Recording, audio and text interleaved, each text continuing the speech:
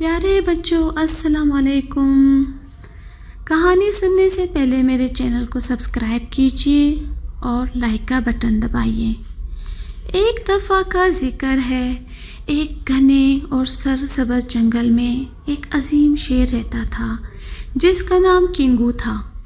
وہ جنگل کا بادشاہ مانا جاتا تھا اور تمام جانور اس سے ڈرتے اور اس کا احترام کرتے تھے۔ اس کی داڑھ میلوں دور تک سنائی دیتی تھی، درختوں کو ہلا دیتی تھی اور جنگل کے ہر جانور کی ریڑھ کی ہڈی میں سنسنی دوڑا دیتی تھی۔ ایک دن دوپہر کے وقت جب کنگو نے خوب کھانا کھایا تو اس نے تھوڑی دیر سونے کا فیصلہ کیا۔ اس نے ایک بڑے درخت کے نیچے ایک نرم اور سائے دار جگہ تلاش کی اور اپنا جسم آرام سے پھیلا لیا۔ اس کے سنہرے بال سورج کی روشنی میں چمک رہے تھے جب اس نے آنکھیں بند کی اور گہری نیند میں چلا گیا۔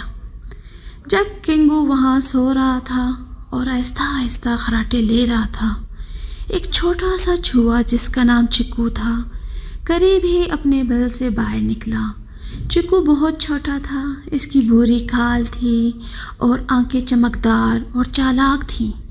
وہ ہمیشہ توانائی سے بھرا رہتا تھا اور ادھر ادھر بھاگتا رہتا تھا کھانے کی تلاش میں۔ آج بھی وہ مزیدار کھانے کی تلاش میں ہی تھا جب وہ حادثاتی طور پر سوئے ہوئے شیر کے قریب پہنچ گیا۔ چکو نے شیر کا بڑا پنجہ اپنے راستے کے قریب دیکھا۔ اس کا دل زور زور سے دھڑکنے لگا، لیکن تجسس نے اسے آگے بڑھنے پر مجبور کیا۔ میں نے کبھی شیر کو قریب سے نہیں دیکھا، چکو نے سوچا، یہ میرا واحد موقع ہو سکتا ہے۔ آہستہ آہستہ اور احتیاط سے چکو کنگو کے قریب ہو گیا۔ اس نے شیر کے تیز پنجوں، اس کی مضبوط ٹھانگوں اور اس کے بڑے گرجدار سینے کا غور سے معائنہ کیا۔ چکو اتنا متاثر ہوا کہ اسے پتہ ہی نہ چلا کہ وہ کب شیر کے پنجے پر چڑھ گیا۔ اسی وقت کنگو نیند میں کروٹ لینے لگا۔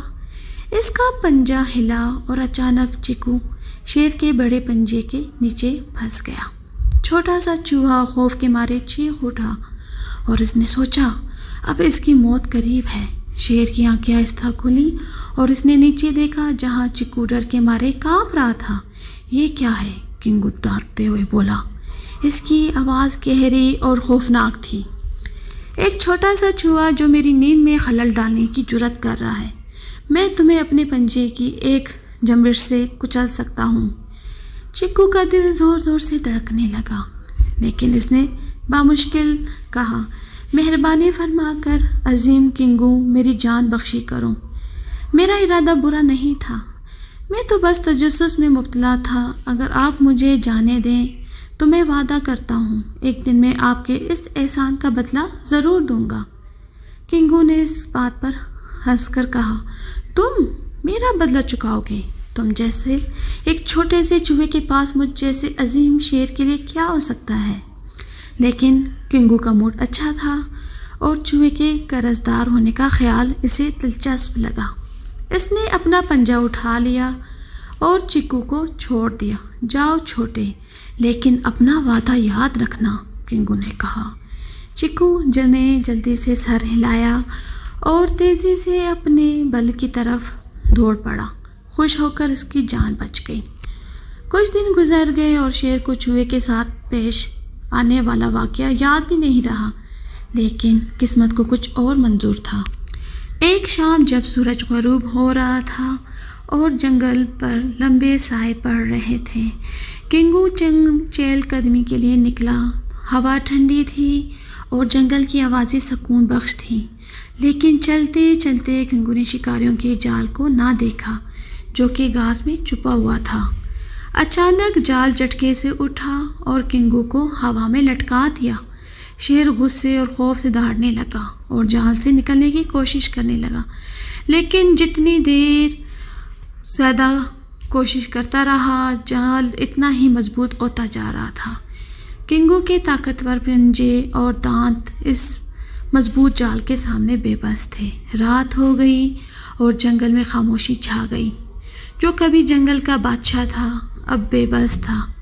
ایک جال میں پھنس گیا تھا اور خود کو آزاد نہیں کر پا رہا تھا۔ وہ بار بار ڈانٹتا، امید کرتے ہوئے کہ کوئی اس کی آواز سن لے، لیکن کوئی نہ آیا۔ جب کنگو تقریباً نا امید ہو چکا تھا، اس نے جھاڑیوں میں کچھ سرسراہٹ سنی۔ اندھیرے میں ایک چھوٹا سا وجود نظر آیا۔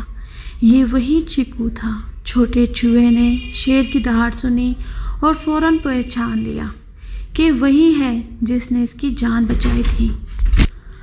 بغیر کسی ہچکچاہٹ کے چیکو فوراً اس درخت پر چڑھ گیا جہاں جال بندھا ہوا تھا اور اپنے تیز دانتوں سے رسیوں کو کاٹنا شروع کر دیا۔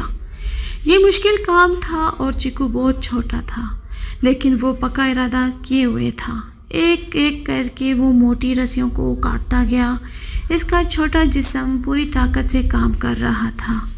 آخرکار آخری کٹ کے ساتھ رسی ٹوٹ گئی اور کنگو کو پکڑنے والا جال زمین پر گر پڑا۔ شیر آزاد ہو گیا۔ کنگو اٹھا اور خود کو جھاڑا، پھر نیچے دیکھا جہاں چیکو تھا جس نے اس کی جان بچائی تھی۔ چیکو، کنگو نے کہا، اس کے لہجے میں شکر گزاری تھی۔ تم نے ثابت کر دیا کہ تم سچے دوست ہو۔ اب میں سمجھتا ہوں کہ چھوٹا سا جاندار بھی بڑا کارنامہ کر سکتا ہے۔